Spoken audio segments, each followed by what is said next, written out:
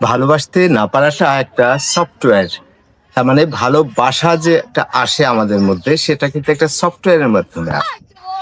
একটা সফটওয়্যার আমাদের মধ্যে আছে বলে আমরা অন্যদেরকে ভালোবাসতে পারি, প্রেমে পড়তে। কিন্তু এই সফটওয়্যারটা নষ্ট হয়ে যেতে পারে। কিভাবে?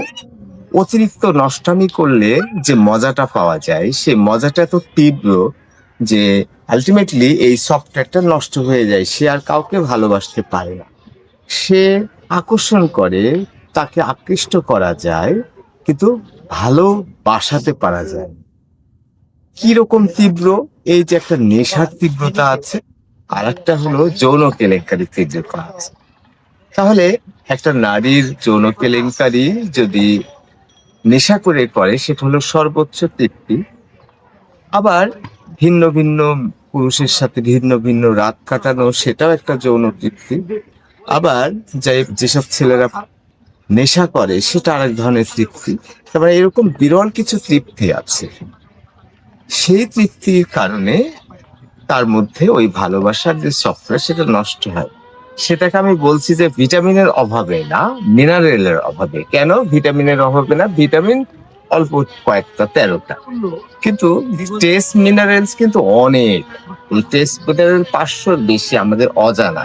তা আমাদের শরীরে অনেক সফটওয়্যার আছে, অনেক ট্রেস মিনারেল আছে, ভিটামিন আছে, হরমোন আছে।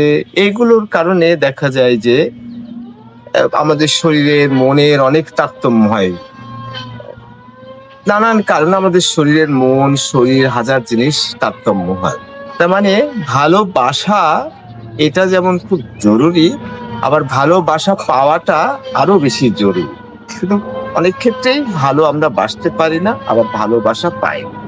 ফলে এক ধরনের বিশাল কষ্ট হলো ভালোবাসা না পাওয়া, যেমন সক্রেটিসের ক্ষেত্রে ভালোবাসা না পাওয়া, আর নেশাখোরদের ক্ষেত্রে ভালোবাসতে না পারা। নেশাখোররাও ভালোবাসা সহজে পায় না।